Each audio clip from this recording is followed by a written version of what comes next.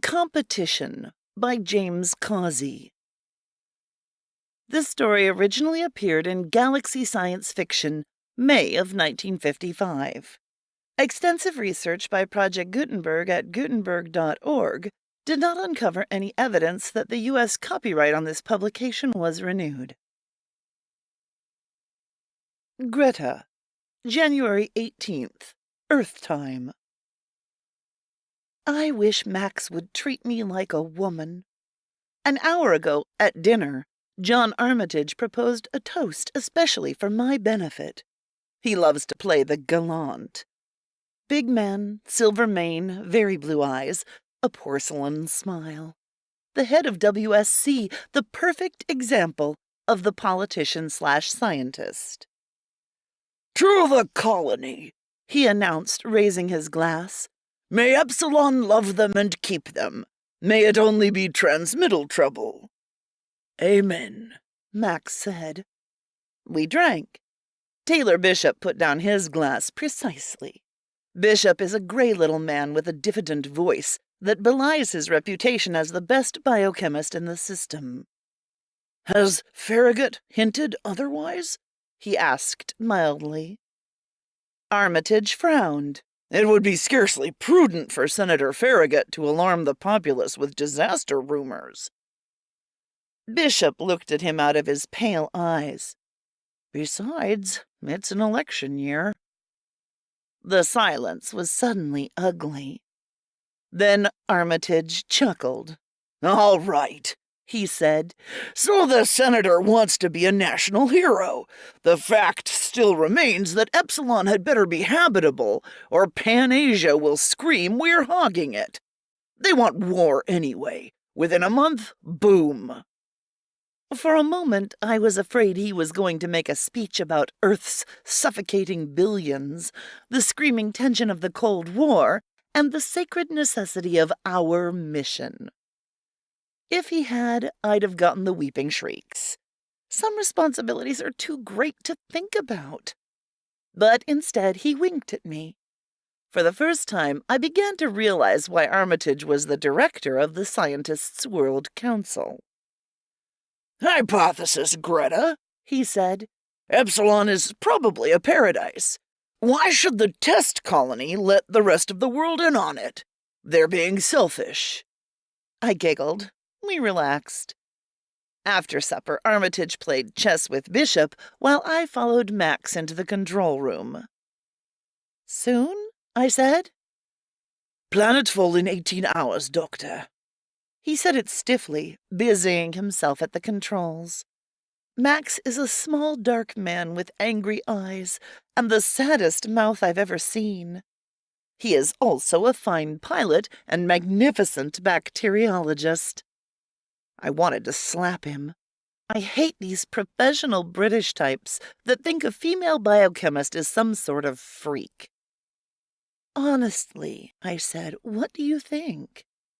"Disease," he said bitterly. "For the first 6 months they reported on schedule, remember? A fine, clean planet, no dominant life forms, perfect for immigration, unique, 1 world in a billion. Abruptly they stopped sending. You figure it." I thought about it. "I read your thematic on Venusian viruses," he said abruptly. "Good show. You should be an asset to us, Doctor." "Thanks," I snapped. I was so furious that I inadvertently looked into the cabin viewplate.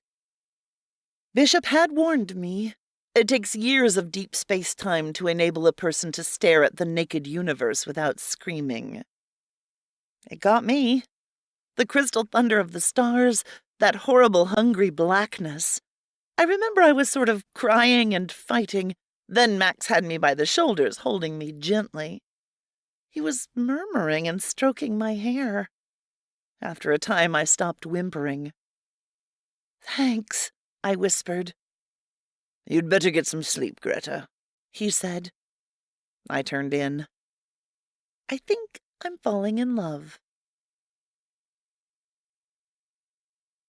January 19th. Today we made planetfall. It took Max a few hours to home in on the test colony ship. He finally found it on the shore of an inland sea that gleamed like wrinkled blue satin. For a time, we cruised in widening spirals, trying to detect some signs of life. There was nothing. We finally landed. Max and Armitage donned spacesuits and went toward the colony ship. They came back in a few hours, very pale. "They're dead." Armitage's voice cracked as he came out of the airlock. "All of them." "Skeletons," Max said. "How?" Bishop said. Armitage's hands were shaking as he poured a drink. "Looks like civil war." "But there were 100 of them," I whispered. "They were dedicated." "I wonder," Bishop said thoughtfully.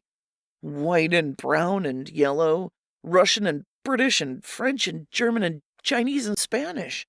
They were chosen for technical background rather than emotional stability." "Rot," Armitage said, like drums beating. "It's some alien bug, some toxin. We've got to isolate it. Find an antibody." We went to work. January 22nd. I'm scared. It's taken 3 days to finalize the atmospheric tests.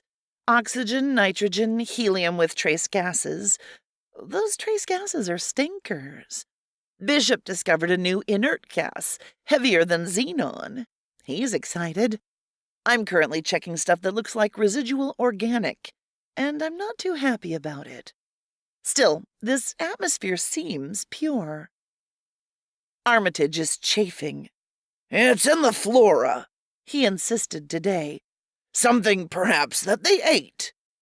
He stood with a strained tautness, staring feverishly at the chronometer. "Senator Farragut's due to make contact soon. What'll I tell him?" "That we're working on it," Bishop said dryly. "That the 4 best scientists in the galaxy are working toward the solution."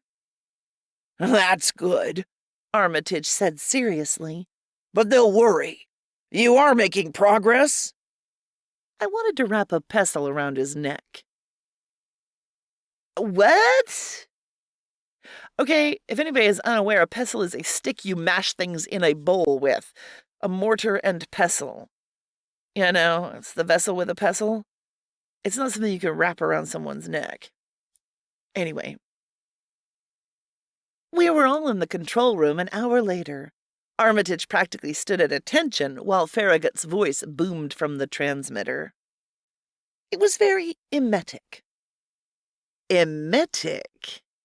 Oh, I guess it could be nauseating or revolting.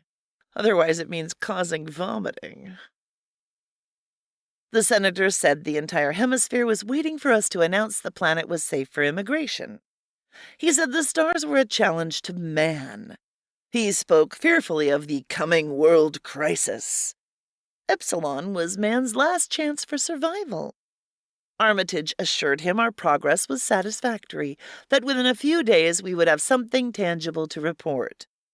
The senator said we were heroes. Finally, it was over. Max yawned. "Wonder how many voters start field work at once." Armitage frowned. "It's not funny, Cezanne. Not funny at all. Inasmuch as we've checked out the atmosphere, I suggest we start field work at once." Taylor blinked. "We're still testing a few residual. I happen to be nominal leader of this party." Armitage stood very tall, very determined. "Obviously, the atmosphere is pure. Let's make some progress." February 2nd. This is progress? For the past 10 days, we've worked the clock around. Quantitative analysis, soil, water, flora, fauna, cellular, microscopic. Nothing. Max has discovered a few lethal alkaloids in some greenish tree fungus, but I doubt if the colony were indiscriminate fungus eaters. Bishop has found a few new unicellular types, but nothing dangerous. There's one tentacled thing that reminds me of a frightened rotifer. Max named it Armitagium. Armitage is pleased. Perhaps the fate of the 100 colonists will remain one of those forever unsolved mysteries, like the fate of the Marie Celeste or the starship Prometheus. This planet's clean. February 4. Today Max and I went specimen hunting. It must be autumn on Epsilon. Everywhere the trees are a riot of scarlet and ochre, the scrubby bushes are shedding their leaves. It wouldn't be autumn. She's a scientist. She would know it's autumn on this hemisphere or portion of it. Once we came upon a field of thistle-like plants with spiny seed pods that opened as we watched, the purple spores drifting afield in an eddy of tinted mist. Max said it reminded him of Scotland. He kissed me. On the way back to the ship, we saw 2 skeletons. Each had its fingers tightly locked about the other's throat. February 20. We have, to date, analyzed 900 types of plant life for toxin content. Bishop has tested innumerable spores and bacteria. Our slide file is immense and still growing. Max has captured several insects. There is one tiny yellow bush spider with a killing bite, but the species seems to be rare. Bishop has isolated a mold bacterium that could cause a high fever, but its propagation rate is far too low to enable it to last long in the bloodstream. The most dangerous animal seems to be a 2-foot-tall arthropod. They're rare and peaceful. Bishop vivisected one yesterday and found nothing alarming. Last night, I dreamed about the first expedition. I dreamed they all committed suicide because Epsilon was too good for them.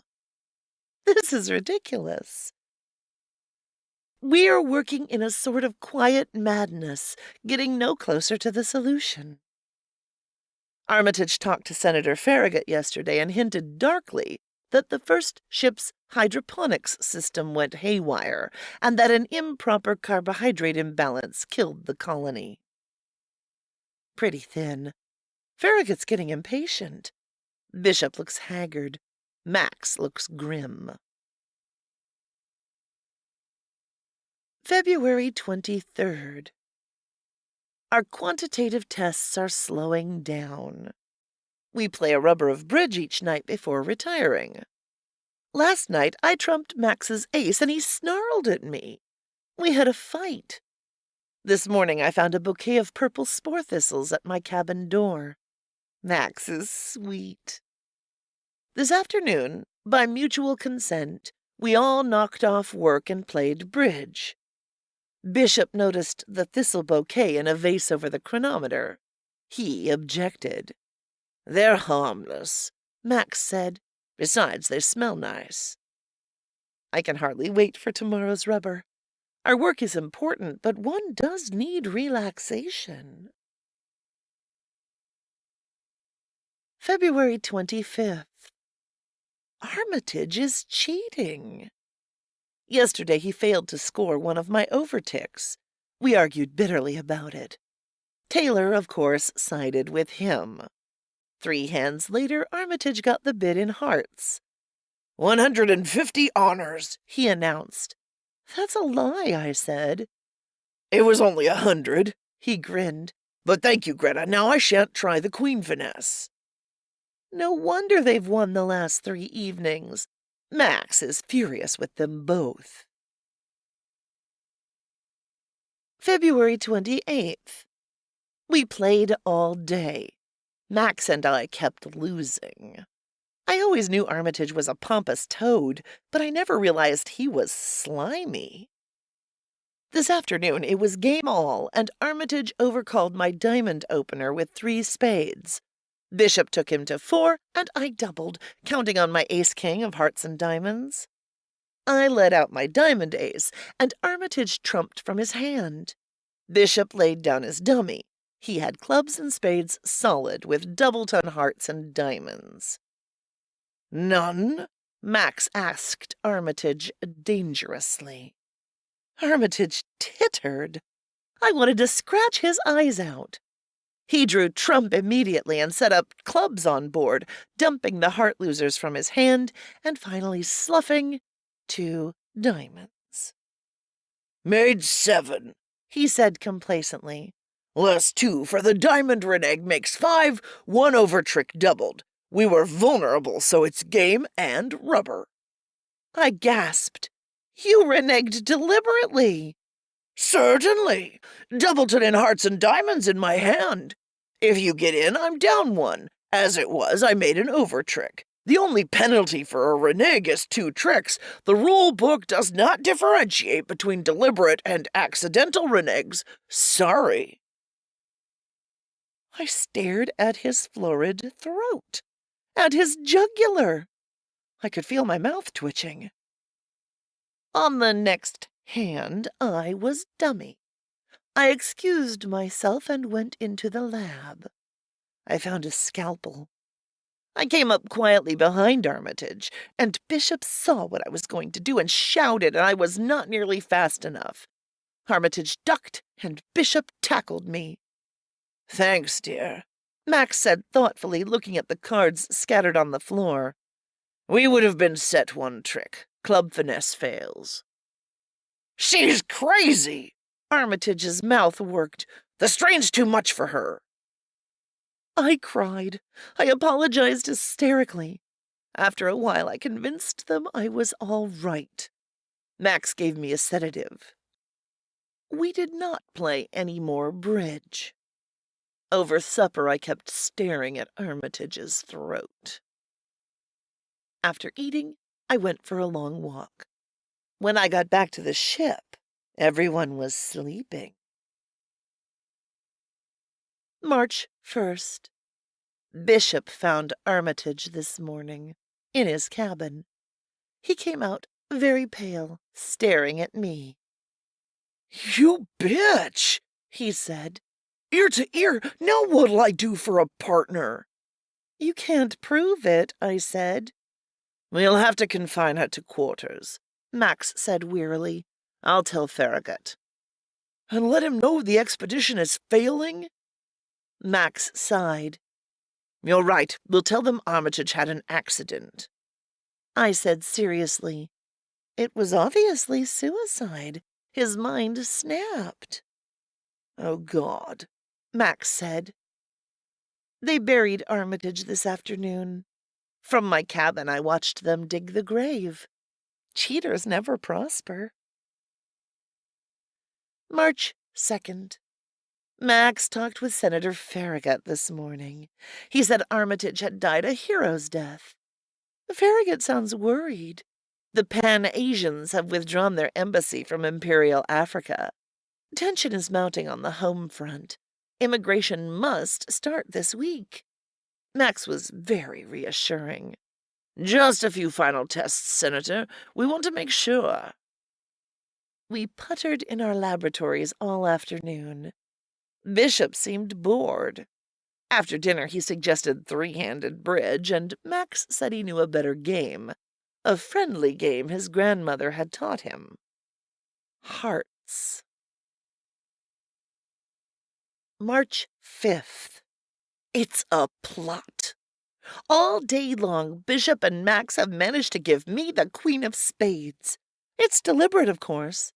3 times I've tried for the moon, and Bishop has held out one damned little heart at the end. Once Max was slightly ahead on points, and Bishop demanded to see the score. I thought for a moment they would come to blows, but Bishop apologized. It's just that I hate to lose, he said. Quite, Max said.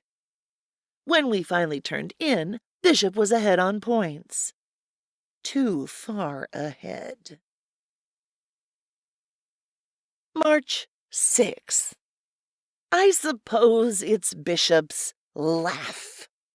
It has a peculiar horse-like stridency that makes me want to tear out his throat.